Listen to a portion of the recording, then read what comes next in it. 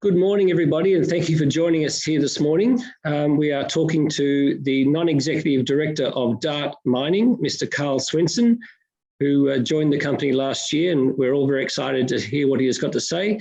He'll be giving us an overview of the drilling program at the key project for Dart Mining at Granite Flat. Thanks for joining us, Carl, and I'll hand it across to you to talk about what's been going on. Right, thanks very much for the introduction, Peter. As Peter mentioned, what I'd like to do today is to just explain the relevance of the results from the recent press release that we put out, because there was an awful lot of information in there, and we want to make sure that our investors and interested people understand what these results really mean. So I'm going to try and put those into context. Firstly, I'd like to just give you a very simple overview of what the mineralisation at Granite Flat represents.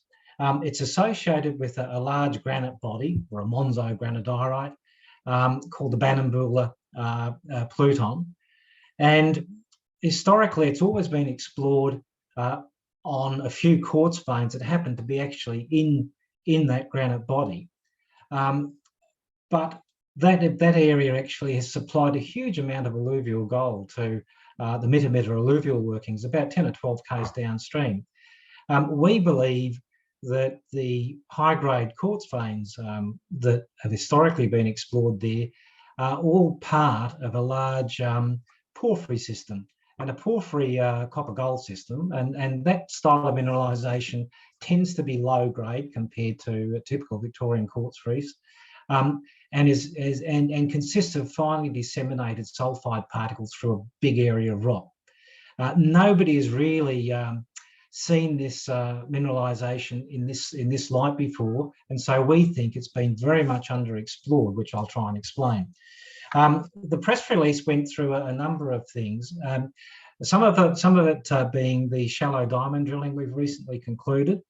The current deep drilling that we're drilling on some geophysical targets, the increase in the amount of soil sampling that we've done, and also a survey called Lidar, which has actually increased the size of the footprint of the mineralisation much greater than we thought before.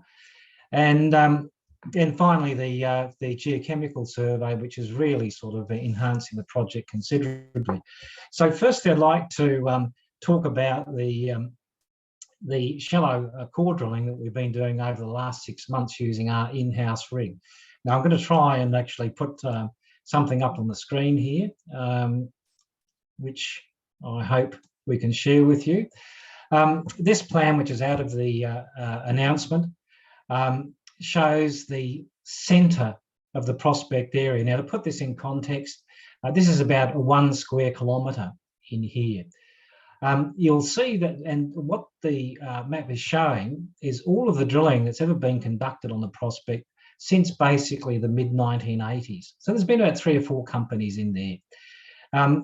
The yellow and orange dots, the orange dots are the recently completed shallow drill holes that we've drilled. So holes 1 to 5 are the locations of the shallow diamond drill holes. These went down to about 150 metres. The reason we drilled those holes was that back in late 2020, Dart drilled 42 shallow RAB holes. These were percussion holes, downhole hammer holes. And if some of you may remember, we got some fantastic results out of that. They were mostly targeting the quartz veins in amongst the granite. And you can see these red lines here. These are the trends of these quartz veins that previous explorers have had a look at. And, we got results like 19 metres or 9.39 grams, which are really quite exceptional.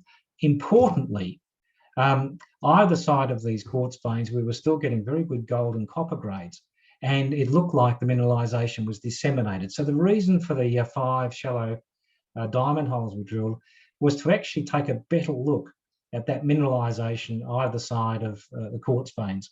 And what we found was in fact what we expected to find, was that we had copper mineralisation disseminated as fine sulfides through the granite rock as chalcopyrite, as well as the quartz veins. Now, this slide here will give you some idea.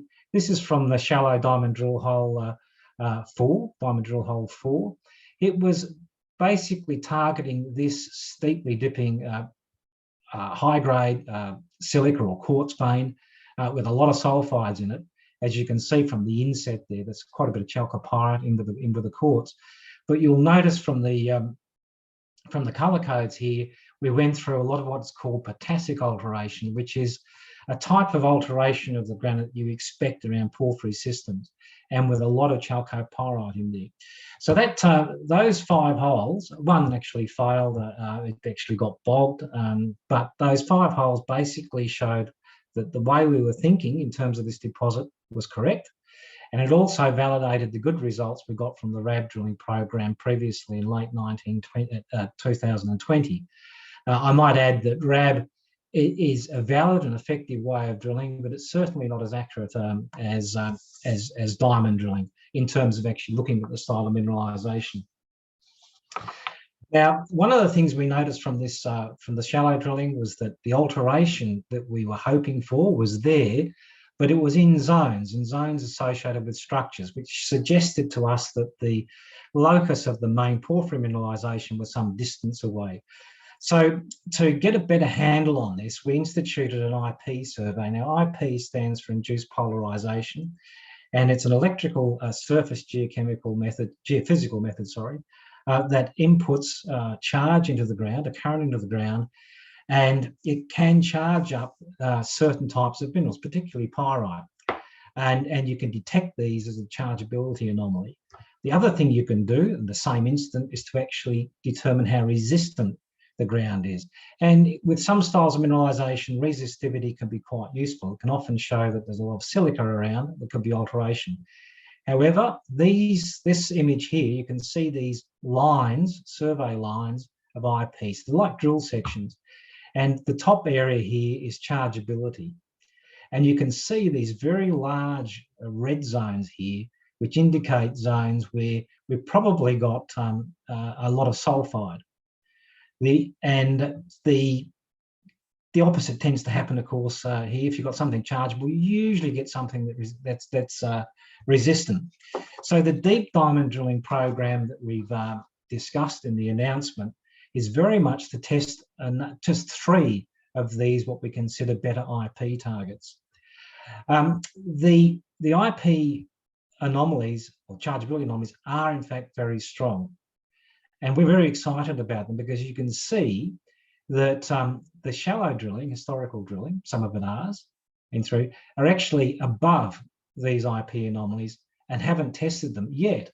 We're still getting some very, very good results out of these. Now, the drilling, of course, is underway at the moment. At the time of the announcement, I think the first hole, which is DDH 006, was down about 180, 170 metres. And I don't want to expand on that anymore, as we haven't made any announcements, only to say that the drilling is successfully going ahead at the moment.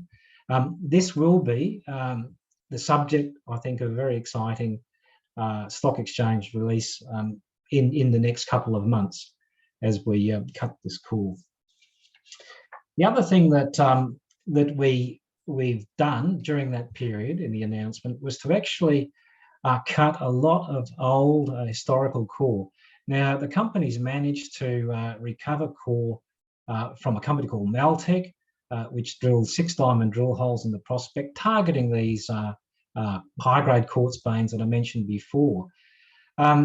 They, and as with other companies, didn't recognise the disseminated mineralisation, so all they did was cut the quartz veins in the core, leaving most of the core unsampled, even though you can clearly see disseminated chalcopyrite through lots of this core and a lot of good alteration. So at the moment, I think we've got about 600 metres of core that we can actually submit for assay. And we've got about 400 of that done at the time of the announcement. And this is really terrific, cheap information, because obviously it costs a lot of money to drill those holes. most of which haven't been sampled. And so we'll be, hopefully in a month to 6 weeks, we'll be releasing that to market as well. One of the things which hasn't been very clear about the granite flat mineralisation is the extent of alluvial and colluvial workings historically. Now, we know that they are extensive because so much of that gold ended up at Mitta in the pioneer workings. The problem is that a lot of the area is covered by trees, so you can't see these subtle workings. And most of the gold that was won around Granite Flat was won from both the creeks, alluvial gold, but also from the slopes of the hills, which we call colluvial material. Basically, this is just weathered granite, weathered soil. And we knew that these were extensive, but we didn't know how much because you can't see through blackberries and trees and things like that. We've recently flown what they call a Lidar survey, which is a method of surveying using laser from the air. It's very, very accurate and can actually pick up centimetre scale differences in the surface elevation. And to cut a long story short, what this has shown, and shown in the diagram here, is that we've just found so many more alluvial and colluvial workings on these hillsides and slopes. And those workings actually occupy about 3 square kilometres, which is huge, as you would agree. In addition, it's hard to see it here, but as you'll see in the press release, you can have a good look. There's a lot of yellow dots here. These are the actual hard rock workings. These are the quartz veins that I mentioned, which are still part of the porphyry system. And we located another 360 odd of these workings. So this has greatly increased the scale of this mineralisation. You know, it's quite incredible. The other thing in the release was the continuing expansion of our soil survey, soil geochemical survey. And the guys have done, the exploration teams have done a fantastic job with this because this is quite steep terrain. It's often very thick forest, nasty blackberries, and they've done a fantastic job taking samples at about 50 by 50 metres. We've got about half now, a bit over half of the proposed 4,000 samples we want to take. And as you can see from that plan, we've now got a huge area of very, very strong geochemistry.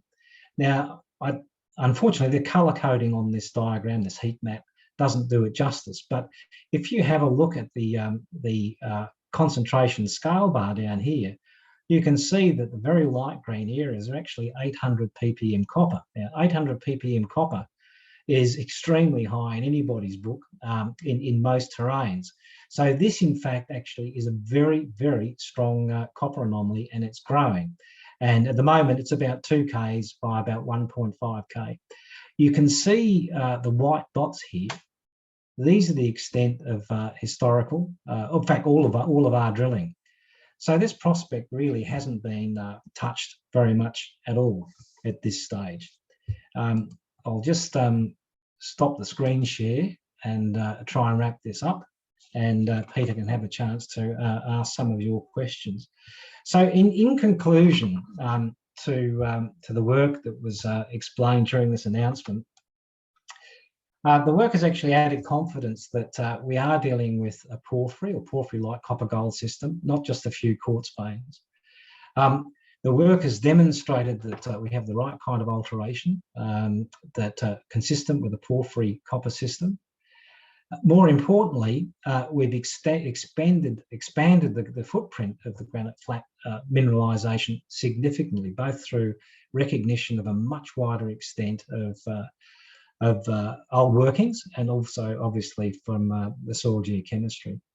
I think this sets the project up for some fairly exciting work over the next 6 to 12 months, and obviously it provides the basis for a lot of news to the market over the same period. So thank you very much, Peter, for organising that. Thank you, Carl. That was a terrific geological summary of what's going on. I think will be well regarded by our audience.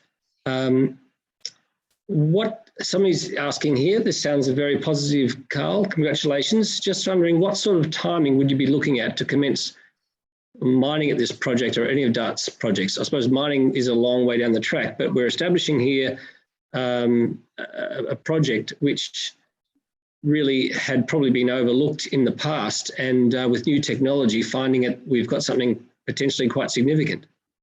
Yes, we certainly have, and the scale of this project now means that you know, if we do have a deposit here, it will be quite a long time in the future. We're still trying to find the best part of this system to actually drill, and I'm very cognizant of the fact that you can actually go down a rabbit hole very, very quickly when the best, you know, the best warren is, you know, a couple of 100 meters away. So the work we'll be doing this year is really going to be, you know, where should we be concentrating our work within that Granite Flat footprint. There's quite a few questions coming through here, but I'll try and keep it focused on this particular announcement.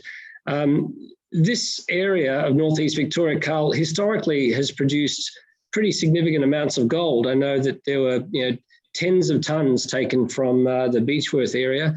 It's been many years since there's been significant exploration of these areas. What do you think has been the cause of that? Well, I think firstly, northeast Victoria, it has always been seen as logistically difficult. Although I think actually that's a misconception. It's certainly more difficult than operating around Ballarat and Bendigo. Another reason for this is that it's been an unknown quantity geologically, and in very recent years, and I'm talking the last couple of years with work done by Geophysical and some very good geology, we now believe we understand that, and without going into a lot of detail, the ramifications here are enormous. And so all of a sudden, through good geology done by government mostly, this has taken on a new area of priority. Another reason is I don't think mineralisation has been very well understood. It does differ a bit from central Victoria in the sense that a lot of the quartz vein systems here, I'm not talking Granite Flat at the moment, a lot of the quartz vein systems in the areas like around Omeo, like Cassilis, have got a lot of sulfide in them, and also some of the gold requires roasting, not all of it. And so I think that's put a lot of people off. But if you have a look at the title map at the moment in this part of the world, it's gone from sort of basically being disregarded and ignored to actually sort of wall-to-wall tenements now. So I think it won't surprise me at all that a lot of new type of mineralisation is going to come out of this area in the next sort of 20 odd years, with, you know, some decent exploration. And Carl, the perception of the area as a porphyry, as an area with porphyry targets in it, that's been viewed with a bit of scepticism in the past. If we're confirming that we've got a porphyry style mineralisation here, that could really open up things a hell of a lot. And given we're only 300 kilometres away from, you know, the Great Kirkland Lake Fosterville mine, so the idea of this being a porphyry-rich area, do you think that we can now confirm that, and that will bring a lot more interest in the area? Well, look, I think it probably will. There has been a lot of scepticism about this. I think people sort of confuse the age of the granites in this part of the world with those that host, you know, the giant mineralisation at things like Cadia and North Parks. Those porphyry systems are actually older. They're still Ordovician, but they're older. These are around about 40 million years younger. And if you have a look at those granites going up into particularly New South Wales, they do have elements of porphyry mineralisation in many places, but nothing ever big has come out of this sort of thing. So they tend to be disregarded. The fact that we have real porphyry mineralisation here has actually been shown by the survey. But if you remember that DART initially started off with the unicorn moly porphyry, which is demonstrably a porphyry system. So that's not an issue. But the interesting thing is, right from the early 80s, when I first started working in this part of the world, a lot of companies, including RTZ, kept on picking up very strong gold in drainage anomalies around these granites that could never ever really nail these things down. So there's always been this suspicion that the intrusive complexes in this part of the world have got something to do with gold mineralisation. Anyway, it's an evolving story at the moment, Peter, and so we're going to watch this with interest. Well, I'm sure there's plenty of news to come, and we'll look forward to that. Carl, you've had a pretty distinguished background in the gold mining industry. It seems to me that you're pretty excited about this. Look, I am. It's because of the comments I've just previously made about the potential for intrusive related systems here. Not just that's mineralisation associated with granite type intrusives. I've always felt that there was strong potential for it here, and it's only now that some of that potential, I think, is being recognised, and hopefully we can actually bring some of this stuff in. So yes, I am very excited about it. It's a story that's evolving very, very quickly, and I think there's a lot of people trying to climb on the bandwagon at the moment. Well, terrific. We've got a great tenement package, a big footprint here, and we'll just encourage shareholders and investors to watch this space. Thank you for your time this morning, Carl, and thanks for everybody attending. Yes, thank you, everybody, and thank you, Peter.